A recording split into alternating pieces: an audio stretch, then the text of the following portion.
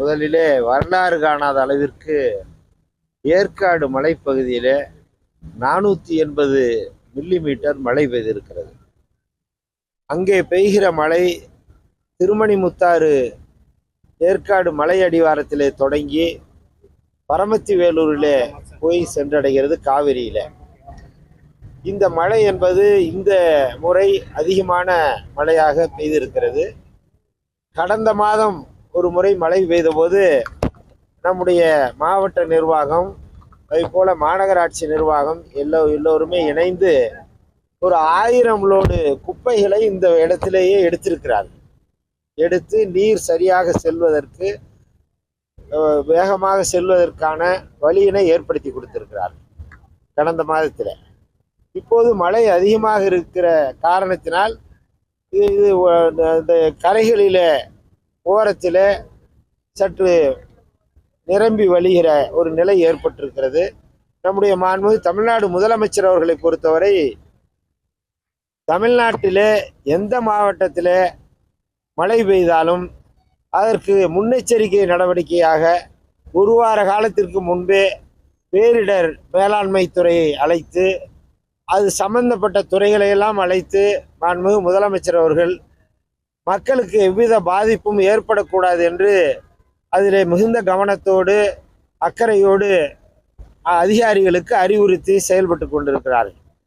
நேற்றைய தினம் கூட நம்முடைய மாண்புமிகு தமிழ்நாடு முதலமைச்சர் அவர்கள் சென்னையிலிருந்து புறப்பட்டு விழுப்புரம் மாவட்டத்தில் அதிக மழை பெய்திருக்கிற சூழ்நிலையிலே அந்த மாவட்டத்திலே பல்வேறு பகுதிகளை எல்லாம் நேரிலே பார்வையிட்டிருக்கிறார்.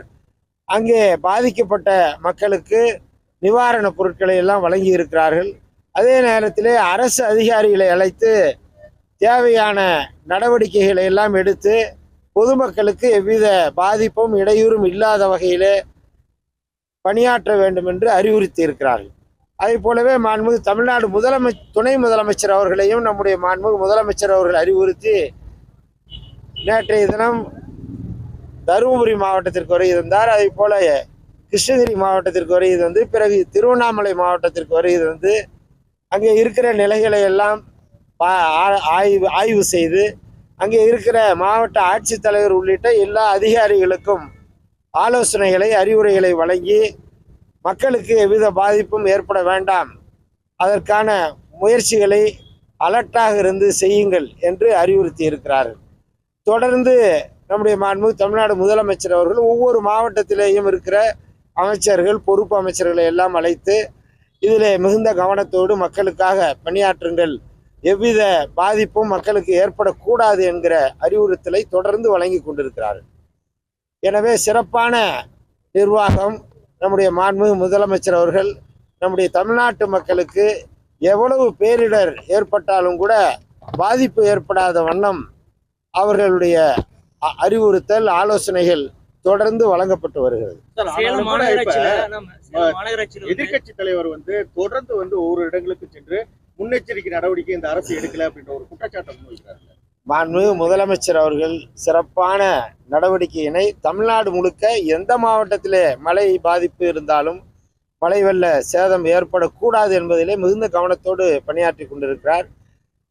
நம்முடைய எதிர்கட்சி தலைவரை பொறுத்தவரை அவருடைய இருப்பை காட்டிக்கொள்வதற்காக அவர் அவ்வப்போது நேரிலே பத்திரிகையாளர்களை சந்தித்து ஏதாவது உண்மைக்கு மாறான உண்மைக்கு புறம்பான கருத்துக்களை சொல்லி எப்படியாவது மக்களிடத்தில் நம்மை நினைவுபடுத்தலாம், அவர் நம்முடைய இருப்பை காட்டிக்கொள்ளலாம் என்கிற அந்த முனைப்போடு நம்முடைய எதிர்கட்சி தலைவர் அவர்கள் அதில் ஈடுபட்டு கொண்டிருக்கிறாரே தவிர வேறொன்றும் இல்லை.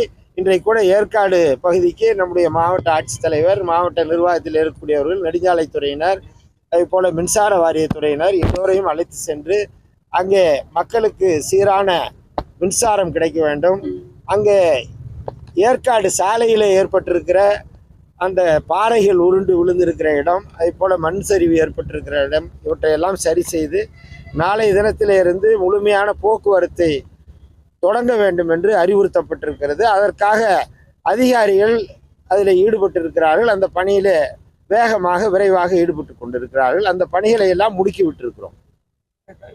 மாநில ஆய்வு மையம் அறிவிச்ச அந்த ரெட் அலர்ட் தகவலை முறையா வந்து பல்வேறு மாவட்டங்களை தெரிவிச்சிருந்தாவே இந்த பாதிப்பு இருந்திருக்காது. ஆனா முதல்வர் சரியா மாண்புமிகு முதலமைச்சர் அவர்களை பொறுத்தவரை ஒரு வார காலத்திற்கு முன்பே ஒவ்வொரு மாவட்டத்திற்கும் அறிவுறுத்தி இருக்கிறார்கள்.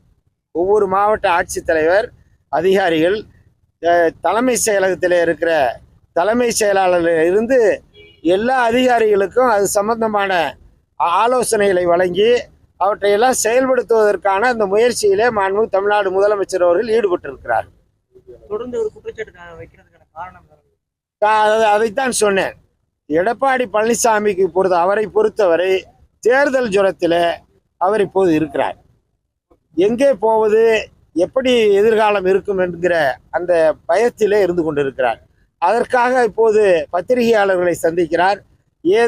ஏதேதோ வாய் புளித்ததோ மாங்காய் புளித்ததோ என்று ஏதோ ஒரு கருத்தை சொல்லி ஒரு தவறான பொய்யான கருத்துக்களை பரப்பி விடுவதற்கான முயற்சியிலே ஈடுபட்டிருக்கிறார். பாதகம் செய்பவரை கண்டால் நாம் பயங்கொள்ளலாகாது பாப்பா, மோதி மிதித்து விடு பாப்பா, அவர் முகத்தில் உமிழ்ந்து விடு பாப்பா. அண்மை செய்திகளை உடனுக்குடன் தெரிந்து கொள்ள இணைந்திருங்கள் இயம்நாடு தொலைக்காட்சியுடன்.